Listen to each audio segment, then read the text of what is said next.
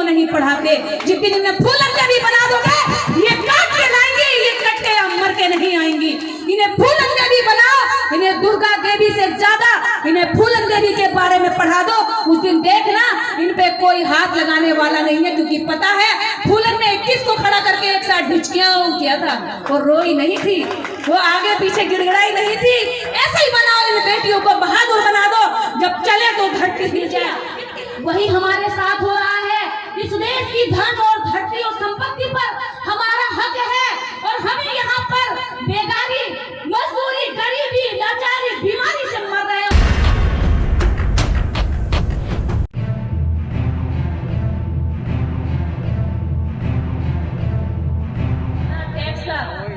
Tax लागू किया गया तो उस वक्त ने स्तन टैक्स ही लगा डाला। दुनिया नमक पे लगाती है, आटे पे लगाती है, अंग्रेजों को बुरा बताते हैं। अरे अंग्रेजों ने तो नमक पे टैक्स लगाया, तुमने तो औरतों के शरीर ढकने पे टैक्स लगा दिया। तुम कितने नीच लोग हो, और बात करते हो कि अंग्रेज उनका होगा राष्ट्रपिता, हमारा नहीं है। क्योंकि हमने तो हमारे बाप को उसकी वजह से रोते हुए देखा है, रोते हुए सुना है।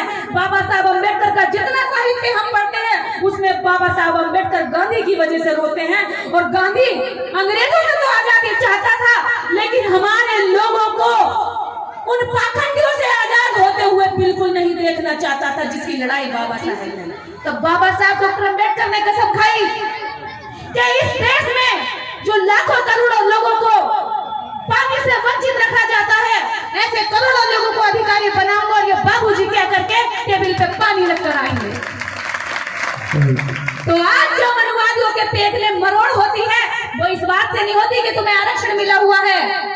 मरोड़ इस बात से होती है कि जिनको पैर की नोक पे रखते थे, वो बाबूजी बन के बगल की कुर्सी में। जय भीम क्यों बोलते हैं? जय भीम के कारण आज जो करोड़ों लोग यहाँ पर SC OBC के और आदिवासी लोग आत्मसम्मान और स्वाभिमान का जीवन नहीं जी पाते थे, वह सभी आज सम्मान से कपड़े पहनकर इस तरह की सभाएं कर रहे हैं, अपने मकान बना रहे हैं, बेटियों की शादी कर रहे हैं। तो ये केवल और केवल परिवर्तन आया है भारतीय संविधान को लिखने वाले बाबा साहेब डॉक्टर अम्बेडकर की वजह से। तो इसलिए गर्व से कहो जय भीम। मेरी बहनों, प्यारे बच्चों और पिता तुल्य बुजुर्गों और उम्र दराज साथियों, आज हम बाबा साहब डॉक्टर अम्बेडकर की जयंती के उपलक्ष्य में सभी लोग इकट्ठे हुए हैं। मुझे लगता है कि आज बाबा साहब डॉक्टर अम्बेडकर की जयंती पूरे विश्व भर में मनाई जा रही है। हम लोग उस बात की औलाद हैं जो पूरे विश्व में सम्मान से देखा जाता है, और उसकी जयंती को मनाकर लोग सैल्यूट करते हैं। अमेरिका, जापान, चाइना, कोरिया, हर देश में जो विश्व की बड़ी बड़ी यूनिवर्सिटी है, कैम्ब्रिज, लंदन यूनिवर्सिटी, हर जगह से हमारे पास तस्वीरें आ रही हैं, और हम भी अगले महीने जा रहे हैं विदेश। उनका क्रेज बढ़ रहा है क्योंकि हमारा हौसला बढ़ा है अपने बाप को पहचानने का। अभी तक हम गुमनामी में जी रहे थे तो हमें लोग लात मारते थे, हमें अबे तबे कह के बोलते थे, हमें गाली देकर की बात करते थे, हमारा आत्मसम्मान की कोई कीमत नहीं हुआ करती थी, हमारी बहन बेटियों की आबरू की कोई इज्जत नहीं हुआ करती थी। लेकिन जब से हमने जानना शुरू किया है कि हम किसी कायर की नहीं, बाबा साहब डॉक्टर भीमराव अम्बेडकर की संतान है, तब से लोग डरते हैं कि इन्हें छू मत लेना, भाग के थाने जाएगा। क्योंकि पहले जानते नहीं थे थाना क्या होता है। गांव में पीटते थे, गांव में पंचायत करके केस सुलझाते थे। मार पड़ गई हमारे तो कह दिया चल भाई सॉरी बोल दे। उसकी महापाप पर भी बस एक सॉरी बोल देने से माफी मिल जाती, और हमारे आदमी की नजर उठाने भर से भी अपराध माना जाता और उसकी सजाएं दुगनी कर दी जाती। तो आज जो जीवन हमें अच्छा मिला है, इसके पीछे हमारे मसीहा बाबा साहब डॉक्टर अम्बेडकर का हमारे ऊपर कर्ज है। उस कर्ज को हमें चुकाना है, और उसी कर्ज को चुकाने के लिए आज आयोजक पीर ने इस कार्यक्रम का आयोजन किया है। मुझे उम्मीद है कि आप भी लाखों लोगों की संख्या में इकट्ठे होकर इनका आगे भी साथ देंगे, और ऐसे लोगों को आगे बढ़ाइए जो हमारे लिए सोचते हैं, जो हमारे अधिकारों की लड़ाई लड़ते हैं, जो हमारे बच्चों के भविष्य, शिक्षा के स्वास्थ्य की लड़ाई लड़ते हैं। क्योंकि हमारा जीवन तभी अच्छा होता है जब हमारे पास पैसा होता है और अधिकारों की जानकारी होती है। तो इसलिए ऐसे लोगों को आगे बढ़ाइए जो आपको आगे बढ़ाने के लिए काम करते हैं। दूसरी चीज, इस भारत के अंदर कि एक बीमारी ऐसी है जो घातक है, जो खतरनाक है। कोरोना वायरस आया, वो भी चला गया। टीवी आई, वो भी चली गई। चेचक आया, वो भी चली गई। तपेदिक आया, वो भी चला गया। पहले हैजा से पूरे पूरे गांव तबाह हो जाते थे, लोग मर जाते थे क्योंकि दवाइयां नहीं थी। लेकिन अब हैजा का भी टीका लग गया तो इसलिए गांव के गांव बच गए हैं। जनसंख्या बढ़ी है, बीमारियों का पता लगा लेते हैं, अल्ट्रासाउंड करके, एक्सरे करके, तो सीटी स्कैन करके पहले बीमारी का पता लगा के दवाई ले आते हैं, पहले ही इलाज हो जाता है। लेकिन एक समय था कि हमारे गांव के गांव तबाह हो जाते थे। आज अगर हमने ये तरक्की पाई है, दुनिया में हमारा नाम है, तो आज भारतीय संविधान की बदौलत है। और भारतीय संविधान से पहले अगर नाम था तो सम्राट अशोक की बदौलत था, जो ओबीसी समाज, मौर्य, शाक्य, कुर्मी, लोधी, जो आज जिनको शूद्र बना करके अपमानित किया गया। तो हमारा जो पूर्वज रहे हैं, पुरखे रहे हैं, वो स्वाभिमानी रहे हैं। आज हम लोगों को अगर एक एक करके पीटा जा रहा है, मूंछ रखने तक पर मार दिया जाता है, एक ऐसी घातक बीमारी जो जातिवाद की बीमारी। कोरोना की बीमारी में सबको अछूत बना दिया। जब ऊंची जात, छोटी जात वाला भी उसी अस्पताल में बैठा था और डॉक्टर ना तो ऊंची जात को छू रहा था, ना ही नीची जात को छू रहा था। उस समय बस ये देख रहा था कौन सा बच्चा खांसी कर रहा है, कौन से आदमी को खांसी हो रही है, यही पहचान थी। कोई डॉक्टर नहीं छू रहा था किसी को। डॉक्टर उस समय ये नहीं पूछ रहा था कितना पैसा तुम्हारे पास है, बस अगर उसे ये पता चल रहा था कि इसे खांसी है तो वो तुरंत पीछे हट रहा था। वो छुआछूत थी उस समय, किसकी? कोरोना वायरस की। लेकिन हमारे लोग तो हजारों सालों से छुआछूत का जीवन जी रहे हैं। उनका दर्द सोचो कि उन्होंने कितना दर्द झेला होगा। तुम एक साल में तड़पा गए, तुम एक साल में बिलबिला गए, रो पड़े, चीख पड़े, और तुम्हें ऐसा लगा कि दुनिया में हमारा सब कुछ छिन गया। सरकारों तक से तुमने गुहारें लगा दी। लेकिन इस देश के उन करोड़ों लोगों से पूछो जिनका कोई कसूर नहीं था, जिनका कोई दोष नहीं था, जिनको जबरन, जिनकी धन, धरती, दौलत छीन करके उन्हें शूद्र और अछूत बना करके कहा कि तुम सड़कों पर नहीं चल सकते।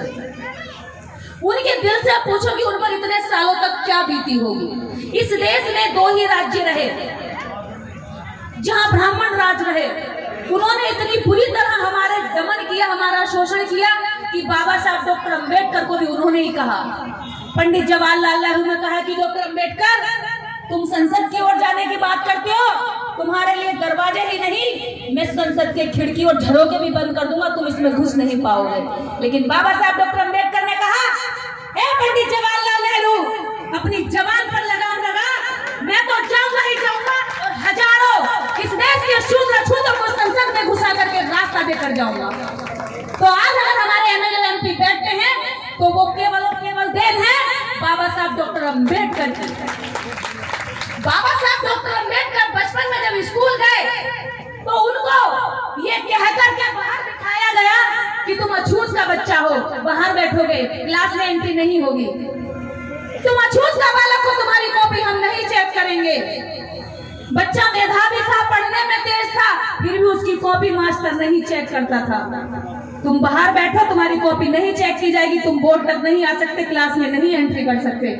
ऐसा बच्चा जिसको स्कूल के अंदर नहीं घुसने दिया, बाहर बैठकर पढ़ाई की, उस बच्चे ने प्रतिज्ञा ली कि भले मैं स्कूल के अंदर नहीं घुस सका, लेकिन ऐसा दिन लाऊंगा कि देश का हर बच्चा स्कूल में जाकर बैठेगा, शिक्षित होगा और आगे बढ़ेगा।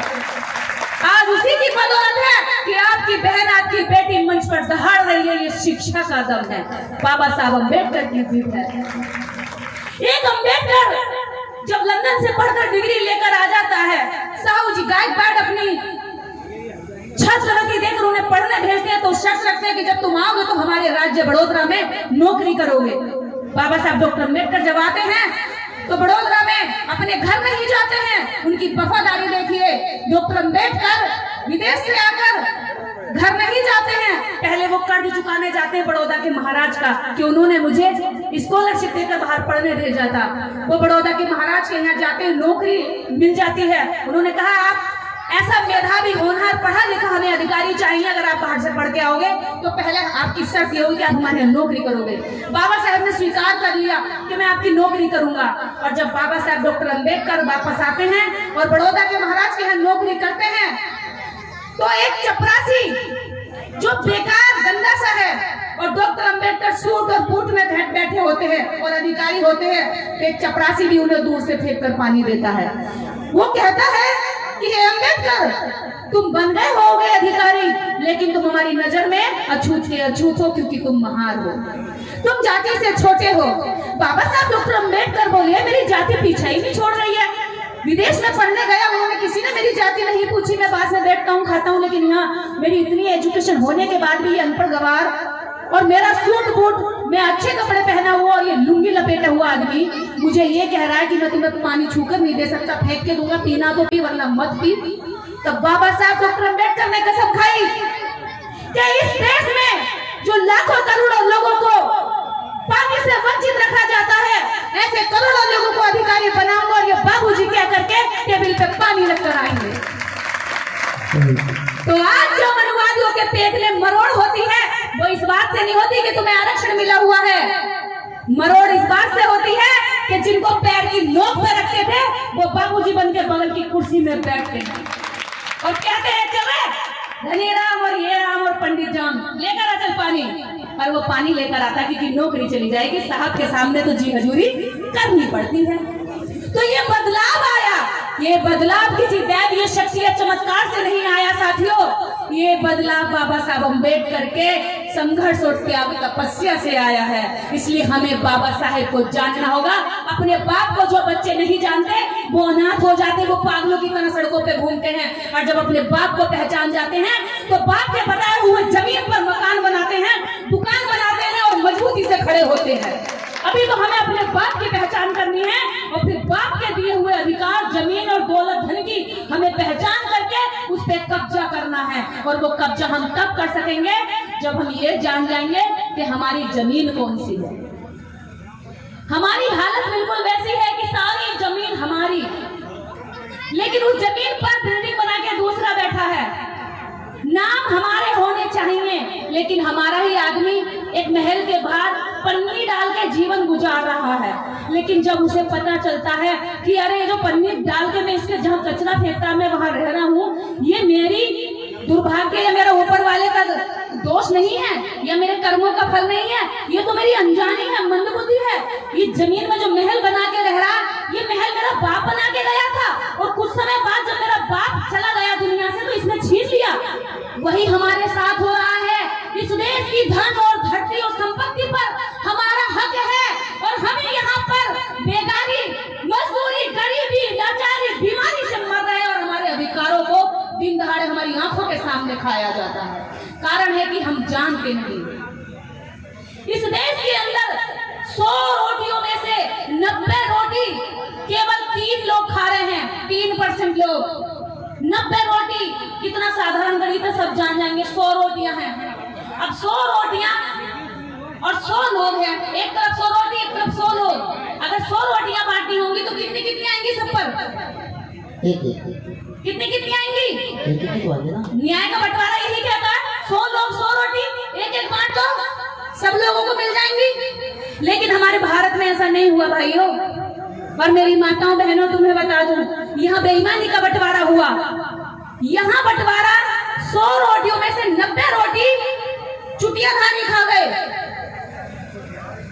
90 रोटी जो यहाँ जनेऊ पहन के बताते हैं कि हम बहुत ऊंचे हैं, वो 90 रोटी खा गए 10 लोग और जो 10 बची 100 में से वो 90 को बांट दी। अब ये बताओ जब 90 लोगों पे केवल 10 रोटी बांटेंगे तो सबका पेट भर जाएगा?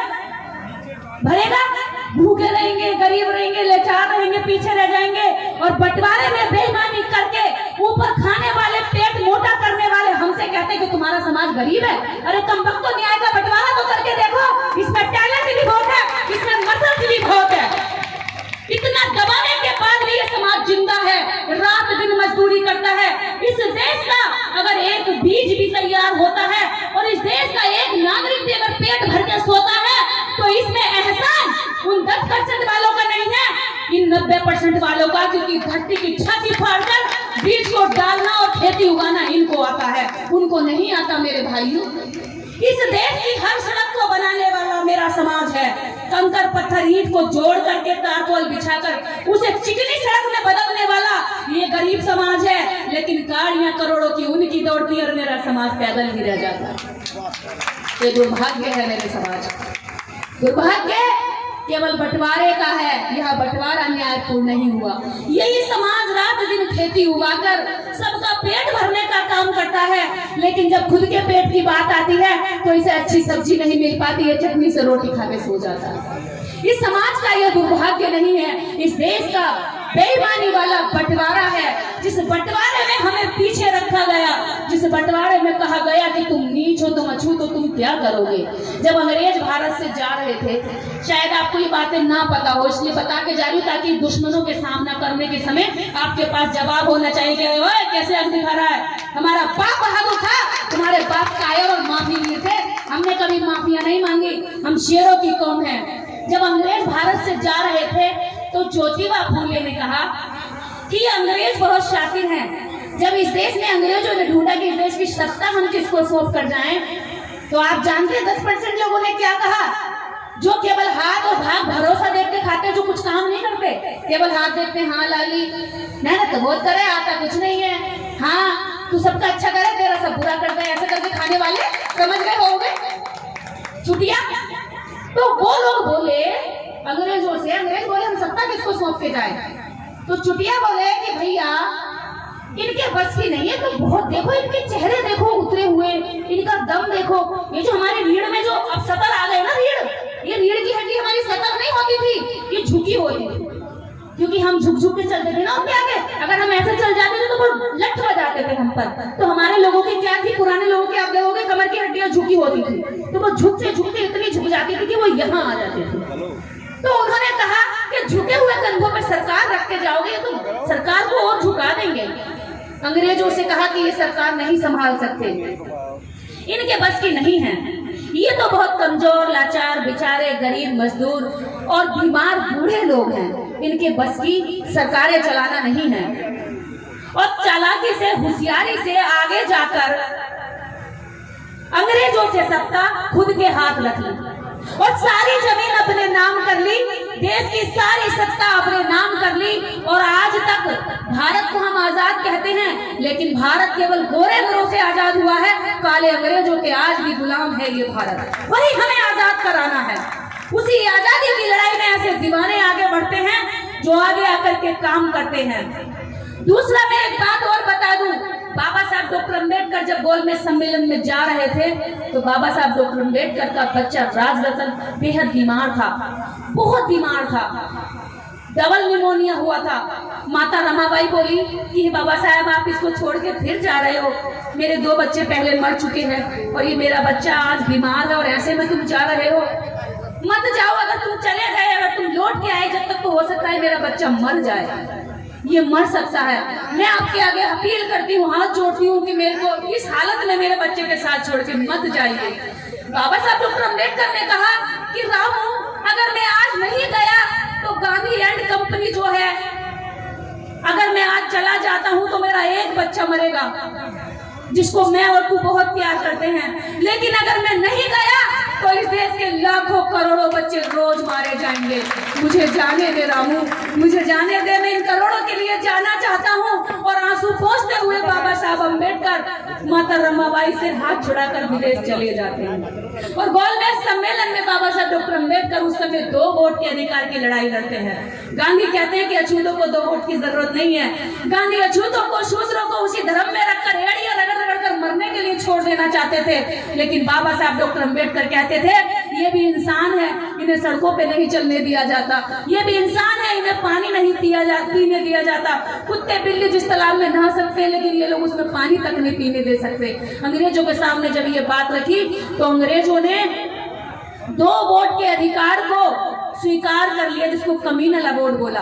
गांधी एंड कंपनी इस बात से बहुत नाराज हुई और यरवदा जेल में गांधी आमरण अनशन पर बैठ गए। हमें बताया जाता है ना गांधी जी बापू हैं, हमारे राष्ट्रपिता हैं, लेकिन भाई जिनके बाप दादाओं की लड़ाई लड़ी होगी उनका होगा राष्ट्रपिता, हमारा नहीं है, क्योंकि हमने तो हमारे बाप को उसकी वजह से रोते हुए देखा है, रोते हुए सुना है। बाबा साहब अम्बेडकर का जितना साहित्य हम पढ़ते हैं उसमें बाबा साहब अम्बेडकर गांधी की वजह से रोते हैं। और गांधी अंग्रेजों से तो आजादी चाहता था, लेकिन हमारे लोगों को उन पाखंडियों से आजाद होते हुए बिल्कुल नहीं देखना चाहता था, जिसकी लड़ाई बाबा साहब ने लड़ी। तो हमारा बाप वो है जिसने हमारे शरीर पर अच्छे कपड़े दिए, जिसने हमारे पैरों में जो खोबड़े चुभते थे, कांटे चुभते थे, कंकड़ चुभती थी, उन पैरों में चप्पल पहनाया और दौड़ाया। जिन हाथों में भीख का कटोरा होता था, उन हाथों में स्वाभिमान की किताबें और कलम थमा दी, और आज हमारे बच्चे बाबूजी बन सकते हैं। तो हमें हमारे बाप की पहचान करनी है। जिस दिन ये हो जाएगी, उस दिन तुम्हारी ओर कोई मारने के लिए डंडा नहीं लाएगा। उस दिन तुम्हारे सामने से जैसे वो अपना सम्मान चाहता है, वैसे ही तुम्हारे सम्मान की भी कदर करेगा। तो इसलिए बार बार जो मैं जोर दे रही हूँ, बाबा साहब डॉक्टर अम्बेडकर अपने महापुरुष ज्योतिबा फूले, सावित्रीबाई फूले, सायाजी गायकवाड़ जो ओबीसी थे, ओबीसी के अनेकों महापुरुष हैं जिनकी हमें कोई जानकारी नहीं है, लेकिन हमें ये जरूर पता कौन सा त्योहार कब आ जाता है, क्योंकि हमें उनके बारे में बताया गया। कभी किताबों में हमारे बाप दादाओं के बारे में नहीं पढ़ाया गया, हमेशा गांधी पढ़ाए गए। आपको पता है इस देश में स्तन टैक्स भी लगता था। इन महिलाओं के लिए बता दूं, आप स्तन टैक्स समझते हैं? इस देश में स्तन टैक्स भी होता था। इस देश में नमक टैक्स तो पढ़ाया गया कि गांधी जी ने नमक आंदोलन किया था। वो उन्होंने दांडी आंदोलन के नाम से उनका आंदोलन फेमस हुआ कि वो अंग्रेज नमक पर टैक्स लगा रहे थे, तो गांधी ने कहा कि मैं नमक पर टैक्स नहीं लगने दूंगा। उसी जगह एक और आंदोलन चल रहा था बाबा साहब अम्बेडकर का। बाबा साहब अम्बेडकर का आंदोलन चल रहा था, महान सत्याग्रह आंदोलन। वो कह रहे थे कि हमें अछूतों को पानी पीने दो, शूद्रों को पानी पीने दो। अम्बेडकर साहब पानी पीने का आंदोलन चला रहे थे और गांधी जी नमक का आंदोलन चला रहे थे। अब आप मुझे बताना, जीने के लिए पानी पहले जरूरी है या नमक जरूरी है? क्या जरूरी है पहले? पानी। तो हमारा बाप तो हमें पानी पिलाने की लड़ाई लड़ रहा था और गांधी मजे लेने के लिए स्वाद चखने की लड़ाई लड़ रहा था। तो सोचो वो हमारा बाप कैसे हो सकता है? अरे इसका मतलब ये था कि जब तुम स्वाद चाह रहे थे तब हम पानी के लिए तरस रहे थे, हम पानी के लिए मर रहे थे। और कहते हो कि हम तुमसे पीछे क्यों रह गए? हम पीछे रहते नहीं, षड्यंत्र के साथ हमें पीछे रखा गया। दांडी आंदोलन नमक का जब गांधी जी ने किया, उसमें वो लगभग कई सौ किलोमीटर पैदल चले, 300 किलोमीटर की यात्रा उन्होंने पैदल की। लेकिन उस वक्त एक और आंदोलन हो रहा था देश में, जिसको कभी किताबों में नहीं पढ़ाया जाता। हमारे बच्चों पर टैक्स लागू किया गया, तो उस वक्त में स्तन टैक्स ही लगा डाला। दुनिया नमक पे लगाती है, आटे पे लगाती है, अंग्रेजों को बुरा बताते हैं। अरे अंग्रेजों ने तो नमक पे टैक्स लगाया, तुमने तो औरतों के शरीर ढकने पे टैक्स लगा दिया। तुम कितने नीच लोग हो और बात करते हो कि अंग्रेज बुरे थे। औरतों को स्तन ढकने का टैक्स जब इतना चरम पर पहुंच गया, अगर पहनकर कोई महिला निकल जाती थी तो तलवार से काट दिया जाता था कपड़े को कि तुम ये पहनकर नहीं घूम सकती, तुम कानून का उल्लंघन कर रही हो, कानून तोड़ रही हो। ऐसे में एक और महिला क्रांतिकारी वहां से निकली हमारे समाज की, जिसका नाम था माता नागेली। माता नागेली ने कहा कि हे दुष्ट राजा, मैं तेरा यह शोषण कतई नहीं सहूंगी। मेरा शरीर है तो ढकने का हक भी मुझे होना चाहिए, तू होता कौन है हमें नंगा रखने वाला? माता नंगेली कपड़े पहनकर निकलने लगी। राजा के अहंकार को चोट पड़ी कि अरे मेरे हुक्म का पालन सब करते हैं और ये नंगेली कपड़े पहन के घूम रही है। इन अछूतों की, शूद्रों की औरतों में इतनी हिम्मत आ गई कि अपने पूरे बदन को ढक के निकलती हैं। उसने कहा कि नागेली को उठा के लाओ और दरबार में पेश किया जाए। टैक्स अधिकारी नगेली के पास गए, बोले नगेली तुमने कानून का उल्लंघन किया है, इसलिए तुम्हें सजा के तौर पर राजा ने बुलाया है। या तो तुम टैक्स दो, या तो तुम टैक्स दो, या फिर तुम बदन का कपड़ा उतार कर चलो। तब माता नगेली ने पता क्या किया? किसी देवी देवता ने भी किया हमारे अधिकारों के लिए। आज जो सम्मान से कपड़ा पहन दी है ना औरतें, इन पुरुषों का सीना चौड़ा होता है क्योंकि महिलाएं पूरा कपड़ा पहन के चलती हैं। अगर ये कल को कपड़े ना पहनने का अधिकार हो जाए कि भाई कपड़े नहीं पहनेगी तो पुरुषों का आत्मसम्मान ऊंचा रहेगा या नीचे गिर जाएगा? नीचे गिर जाएगा ना। तो इन औरतों की इज्जत के लिए माता नगेली ने टैक्स अधिकारी से कहा कि ठीक है टैक्स अधिकारी, तुम्हें टैक्स चाहिए ना, मैं तुम्हें अभी लाके देती हूँ। माता नगेली अंदर गई अपने कमरे में और अपने दोनों स्तन काट के केले के पत्ते पर रख के टैक्स अधिकारी को दे दी कि क्या नहीं रखती मैं ऐसे अंगों को जिन्हें ढकने का भी मुझे अधिकार नहीं।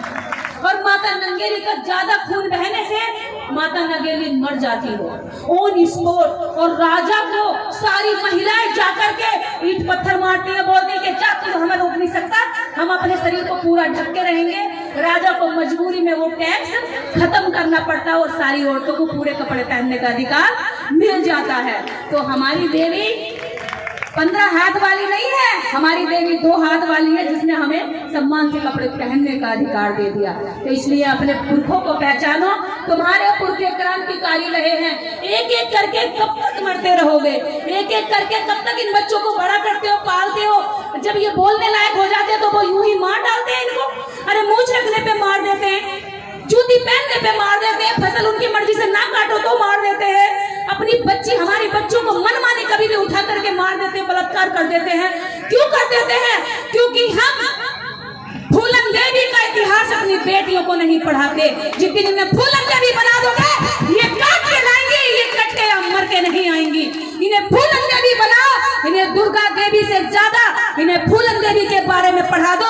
उस दिन देखना इन पे कोई हाथ लगाने वाला नहीं है, क्योंकि पता है फूलन ने 21 को खड़ा करके एक साथ ढिचकियां किया था, वो रोई नहीं थी, वो आगे पीछे गिड़गिड़ाई नहीं थी।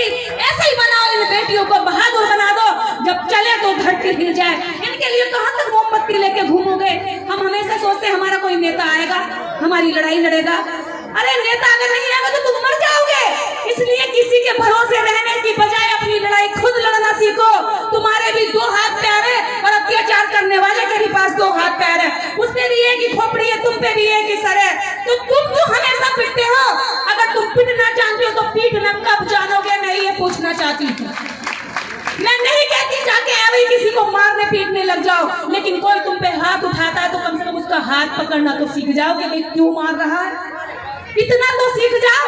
और ये संविधान तुम्हें अधिकार देता है कि अगर कोई तुम्हें मारने आए तो तुम अपनी आत्मरक्षा के लिए, सुरक्षा के लिए उस पर तुझसे पहले हमला कर सकते हो। भारतीय संविधान तुम्हें यह अधिकार देता है। जी ने जो कार्यक्रम आयोजित किया है, लक्ष्मीकांत जी, जो ऐसे लोग हमारे समाज में लड़ाई लड़ते हैं, आप इनका साथ दीजिए। वास्तव में ये दर्द समझते हैं, वास्तव में कुछ करना चाहते हैं। कल को जब ये आगे आएंगे तो इनका आप ऐसे गिरेबान पकड़ के कह सकते हो कि भाई तुम मेरी बात क्यों नहीं कर रहा, लेकिन उनके आगे नहीं जा सकते क्योंकि वो तो अपने दरवाजों के बाहर भी लिखवाते हैं कुत्तों से सावधान रहे। ठीक है, कुत्तों से सावधान रहे, यानी कि हम तक कुत्ते छुड़वा लेते हैं। पहले वोट लेने के लिए प्यार में आ जाते, भैया मेरे को देना, भैया मेरे को देना। ये वोट का जो अधिकार बाबा साहब ने दिया आपको, इसलिए नहीं दिया कि आप कौवे में बेच दो। एक और वोट के लिए बता दूं, भैंस की कीमत 50,000, बकरे की कीमत 10 से 20,000, एक मुर्गे की कीमत भी 500 रुपए है या 1000 रुपए है। लेकिन हमारे लोग अपनी वोट की कीमत कितनी लगाते हैं? 100 रुपए का हुआ। तो बताओ तुम्हारा शोषण होगा कि नहीं होगा? बिल्कुल होगा कि नहीं होगा? भैंस से भी कम कीमत, बकरे से भी कम कीमत, एक मुर्गे से भी कम कीमत जब हम अपनी लगा रहे हैं, तो हमें तो कोई भी मुर्गे की तरफ मार के भाग जाएगा, हमारी आवाज कोई क्यों उठाएगा? बताओ। अपना नेता ऐसा चुनो जो तुम्हें दारू ना दे, मुर्गा ना दे, जो कहे तुम्हारे अधिकार दूंगा, तुम्हारे बच्चों को शिक्षा दूंगा, रोजगार की लड़ाई लड़ूंगा। ऐसे लोगों के साथ खड़े हो। एक ताऊ, बुढ़े ताऊ के पास एक नेताजी आए, बोले कि ताऊ जी लो 2000 रुपए रख लो, वोट मुझे ही देना। ताऊ जी बोले अच्छा 2000 दे रहा वोट के लिए, ये तो बढ़िया आदमी है। 2000 रुपए रख के उसने बोला अच्छा ये बता, तो मुझे ऐसा करिए 2000 तो रख ले नेता, और मुझे एक गधा ला दे। एक गधा मंगवाया ताऊ जी ने, हैं कि कठुमर के ताऊ जी थे, मेरी बात होती रहती है उनसे। बोले ताऊ कि भैया ऐसा कर तू 2000 रख ले और मुझे एक गधा ला दे। नेता ने अपने सारे चमचों को लगाया, बोले जाओ 2000 रुपए लो और गधा लेकर आओ। चमचे ढूंढते फिरे, कहीं 2000 का गधा ही ना मिले, कहीं 10,000 का, कहीं 5,000, कहीं 15,000 का, 2000 का गधा ही ना मिले। सारे में ढूंढते ढूंढते परेशान हो गए चमचे। कितनी सुंदर बात है। जब 2000 में गधा नहीं मिला तो नेता बोले ताऊ ऐसा है, गधा तो 2000 में नहीं मिल रहा, लो तुम 3000 रख लो और वोट मुझे ही देना। कठुमर के ताऊ ने उठाई लठिया और मारी उसके मुंह में देके कि ससुर के नाती, जब 2000 में गधा ना मिल रहा तो मैं तो इंसान हूँ, तुझे 5 साल के लिए कैसे मिल जाऊंगा? भाग यहाँ से, मुझे अपना वोट नहीं देखना। एक बार जोरदार ताली होनी चाहिए अगर ये बातें आप सुन रहे हैं, और सुनने के साथ साथ आपके दिलो दिमाग में बैठ रही है। कितना कड़वा सच कहा जा रहा है, फिर भी अगर आप कल को भूल जाओ। वोट नहीं बेचना है, अपनी बेटी की बात याद रखना, अगर हम वोट बेचते हैं तो अपनी बहन बेटियों की आबरू बेचते हैं, अपने बच्चों का 5 साल का भविष्य बेचते हैं। अगर हमने आज बिकाऊ नेता तैयार कर दिया, 5 साल वो हमारी बात नहीं सुनेगा। अब 5 साल में हमारा बच्चा बड़ा हो जाएगा, जो उसकी 5 साल में उम्र में पढ़ाई होनी चाहिए वो खराब हो गई, फिर हमने अगले साल पूरा नेता चुन लिया तो 10 साल का बच्चा हो गया हमारा, 10 साल में वो नशा करने लग जाएगा, सुल्फा गांजा भांग सब पीने लगेगा। नेता आपके बच्चों को हर 5 साल में 10% युवाओं को नशेड़ी बना देते हैं, गंजेड़ी बना देते हैं, अच्छा अधिकारी या कर्मचारी नहीं बनाते मेरे भाइयों। वो हर साल नए लोगों को नशा करना सिखाते, क्योंकि नशेड़ी व्यक्ति ज्यादा सोचेगा समझेगा नहीं, दारू पिएगा और वोट दिया है। तो इसलिए ऐसे नेताओं से बचो, अपने नेता अच्छे चुनो जो आपकी लड़ाई लड़े, आपके ही बीच में कोई हो जो आपका दर्द समझता हो, जो आपकी बात करता हो, जो बहन बेटियों की आबरू को आबरू समझता हो, कीड़े मकोड़ों की तरह बेजान नहीं समझता हो। इन्हीं बातों के साथ जय भीम, जय भारत और जय हो हमारी एकता। जोर से कहो जय भीम, जय भीम। मैं प्रतिज्ञा लेवाऊंगी, ऐसे करके हाथ कर ले सारे लोग, बैठे बैठे कर ले, खड़े होकर अपना वोट किसी भी लालच में नहीं बेचूंगी, अपने वोट को अपने बच्चों के लिए शिक्षा, जोर से बोलो आप लोग आवाज नहीं आ रही, शिक्षा, स्वास्थ्य, रोजगार, सम्मान, स्वाभिमान और आत्मरक्षा के लिए एक अच्छे नेता को अपना कीमती वोट दूंगा। इस वोट को किसी भी छोटे बड़े ठगिया को कहने में आकर नहीं बेचूंगा। प्रतिज्ञा ली है, वोट नहीं बेचना है किसी को भी, वोट नहीं बेचना। याद रखना, नेता पैसा लेके आए, दुनिया की कोई भी दौलत लेके आए, वोट नहीं बेचना है। वोट बेचा तो अपने बच्चे बेच दिए, बीबी बेच दी, सम्मान बेच दिया। बाबा साहब अम्बेडकर ने इस वोट के लिए अपने 4 बच्चों की कुर्बानियां दी है। इसे मत बेचो मेरे भाइयों, इसलिए नहीं दी थी कि इसे बेच के आराम से सो जाओ, इसीलिए दी थी कि इस वोट के जरिए अपने गाँव, अपने बच्चे, अपना शहर, अपना देश ऊंचा करो, तरक्की करो। तो इन्हीं बातों के साथ सभी हम लोग जय भीम, जय भारत, जय महिला शक्ति। Thank you so much ma'am.